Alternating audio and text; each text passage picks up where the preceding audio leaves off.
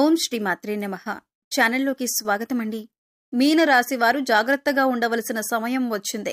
August 22వ తేదీ మీ జీవితంలో ప్రళయం రాబోతుంది. అయితే మీరు చేస్తున్న తప్పేంటి? ఎందుకు ఈ పరిస్థితి ఎదురవుతుంది? అలాగే ఈ విపత్తు నుంచి ఎలా బయటపడాలి? మీ తప్పును ఎలా సరిదిద్దుకోవాలి? అలాగే ఈ సమయంలో మీరు చేయవలసిన దేవతారాధన, అలాగే పాటించవలసిన పరిహారాలేంటి అనే అంశాలను ఈ వీడియోలో మనం వివరంగా తెలుసుకుందాం. కానీ అంతకంటే ముందుగా మీరు కనుక మన ఛానల్ని ఇప్పటి వరకు సబ్స్క్రైబ్ చేసుకోకపోతే సబ్స్క్రైబ్ చేసుకొని పక్కనే ఉన్న బెల్ ఐకాన్ నొక్కి ఆల్ సెలెక్ట్ చేసుకుంటే మేము ఇలాంటి వీడియోస్ అప్లోడ్ చేయగానే ముందుగా మీకు నోటిఫికేషన్ వస్తుంది. అలాగే వీడియో నచ్చినట్లయితే లైక్ చేయండి. మీ జీవితానికి అలాగే మీ భవిష్యత్తుకు సంబంధించి ఆసక్తికరమైన అంశాలను కూడా ఈ వీడియోలో తెలియజేస్తాం.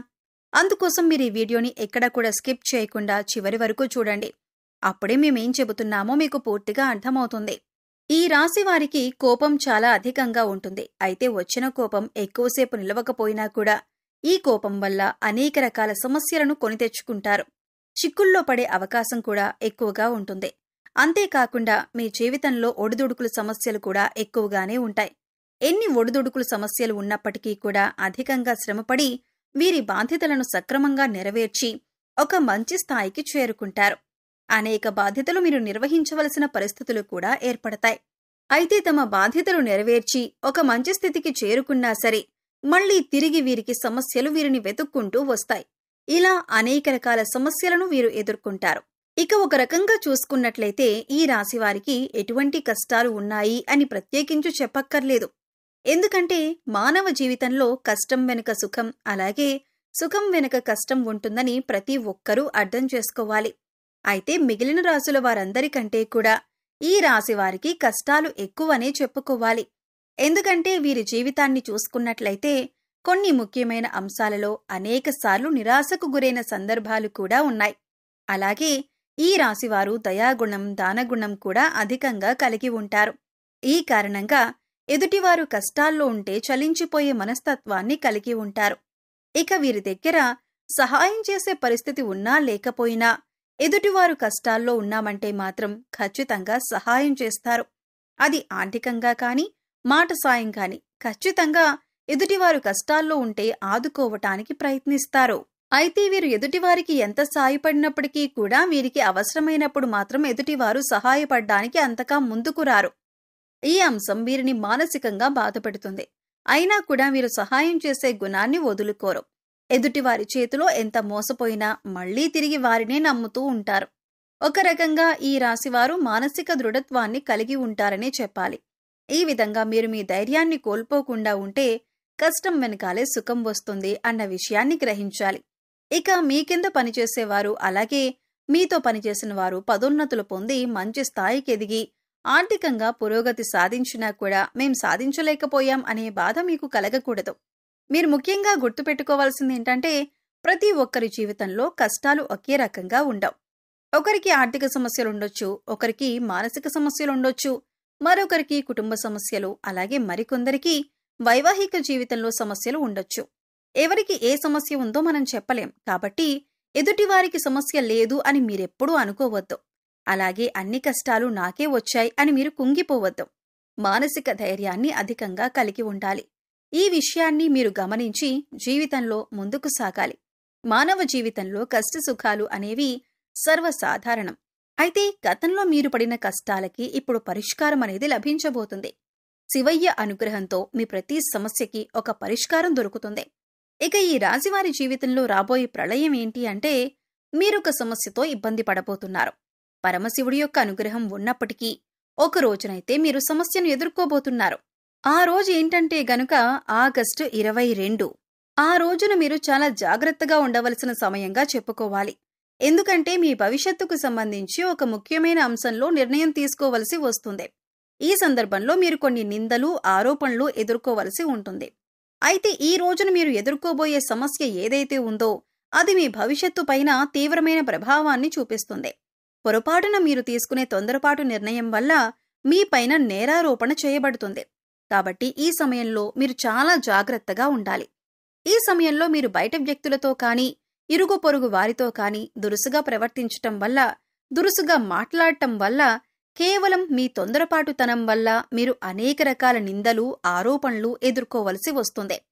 ఇందుకోసం మీరు మాట్లాడే ప్రతి మాట కూడా ఆలోచించి ఆచితూచి మాట్లాడాలి. లేదంటే చిన్న అంశంలో గొడవ కూడా పెద్దగా అవటానికి దారితీసే అవకాశం ఉంటుంది. అందుకోసం మీరు ఈ అంశంలో జాగ్రత్తలు తీసుకోకపోతే మాత్రం భవిష్యత్తులో మీకు ఇది ముఖ్యంగా గుర్తుండిపోయే అంశంగా మారిపోతుంది. అంతేకాదు, మీరు జీవితంలో మర్చిపోలేని విధంగా ఈ అంశం మీపైన ప్రభావం చూపిస్తుంది. ఇటువంటి ఒక ముఖ్యమైన సంఘటన మీ జీవితంలో కనిపిస్తుంది. కాబట్టి ఈ సమయంలో మీరు జాగ్రత్తగా ఉండాలి. ఈ సమయంలో మీరు మౌనంగా ఉండటానికి ప్రయత్నించండి. అలాగే దురుసుగా ప్రవర్తించకండి. ఈ రాశివారికి కోపం అధికంగా ఉంటుంది.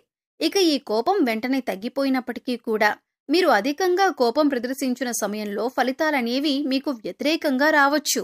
అప్పటికీ సమస్యలు మిమ్మల్ని చుట్టుముట్టవచ్చు. ఇక ముఖ్యంగా ఇటువంటి సమస్యల నుంచి బయటపడటానికి మీరు దురుసుతనం, అలాగే కఠినంగా మాట్లాడే స్వభావాన్ని తగ్గించుకోవాలి.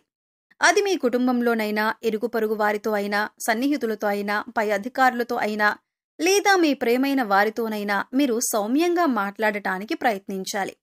అయితే ఇటువంటి విపత్కరమైన పరిస్థితుల నుంచి మిమ్మల్ని కాపాడేది ఆ పరమశివుడే. అందుకోసం మీరు ఆ పరమశివుడి యొక్క ధ్యానం చేయండి.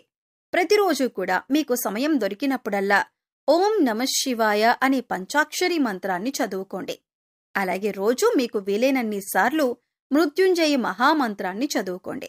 ఇలా చేసినట్లయితే కనుక మీ జీవితంలో ఎదురయ్యే ప్రతి సమస్యకి కూడా ఆ పరమశివుడు వెంటే ఉండి పరిష్కారాన్ని చూపిస్తాడు. అంతేకాదు, పరమశివుడి యొక్క అనుగ్రహాన్ని పొందుతారు. ఎందుకంటే మీ జీవితంలో ఎటువంటి సమస్య మీ దరిదాపుల్లోకి రాకుండా శివయ్య కాపాడుతారు. అంతేకాదు, శివుడికి నీళ్లతో అభిషేకం చేసినా సరే భోళాశంకరుడు చాలా సులువుగా మిమ్మల్ని అనుగ్రహిస్తాడు. అయితే ప్రతి సోమవారం కూడా శివాలయానికి వెళ్లి శివాలయంలో దీపారాధన చేయటానికి ప్రయత్నించండి. ఆవు నేతితో కానీ, నువ్వుల నూనెతో కానీ దీపారాధన చేసి ఒక బిల్వపత్రాన్ని సమర్పించండి. ఒకవేళ మీకు గుడికి వెళ్లటానికి కుదరకపోతే మీ ఇంట్లో ఉండే శివలింగానికి బిల్వపత్రాన్ని సమర్పించి నీటితో అభిషేకం చేయండి.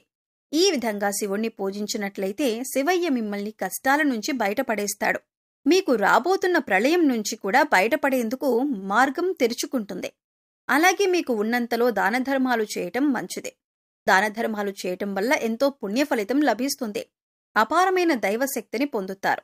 ఇక మిగిలిన అంశాలలో మీరు మిశ్రమమైన ఫలితాలు పొందబోతున్నారు. అయితే మీకుండే కోపం, మాట తీరు, అలాగే కఠినమైన స్వభావం కారణంగా ఈ సమస్య పెద్దదయ్యే అవకాశం ఉంది.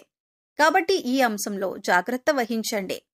సో చూశారు కదండి, ఆగస్టు 22వ తేదీన మీనరాశి వారి జీవితంలో ఎటువంటి ప్రళయం రాబోతుంది? ఆ ప్రళయం నుంచి మీరు ఎలా బయటపడాలి? ఈ ప్రళయానికి గల కారణమెవరు? ఈ సమయంలో ఏ దేవతారాధన చేసుకుంటే మీరు ఈ సమస్య నుంచి బయటపడతారు? మీరు మార్చుకోవలసిన ప్రవర్తనేంటి అనే అంశాలను ఈ వీడియోలో మనం వివరంగా తెలుసుకున్నాం కదా. ఈ వీడియో మీకు నచ్చినట్లయితే లైక్ చేయండి. మీ ఫ్రెండ్స్ అండ్ ఫ్యామిలీ మెంబర్స్లో మీనరాశి వారు ఉంటే వారితో ఈ వీడియోని షేర్ చేసుకోండి. అలాగే ఇప్పటి వరకు మన ఛానల్ని కనుక సబ్స్క్రైబ్ చేసుకోకపోతే సబ్స్క్రైబ్ చేసుకుని పక్కనే ఉన్న బెల్ ఐకాన్ నొక్కి ఆల్ సెలెక్ట్ చేసుకుంటే మేము ఇలాంటి వీడియోస్ అప్లోడ్ చేయగానే ముందుగా మీకు నోటిఫికేషన్ వస్తుంది. మరో చక్కటి వీడియోతో మళ్ళీ కలుద్దామండి. ఓం శ్రీ మాత్రే నమః.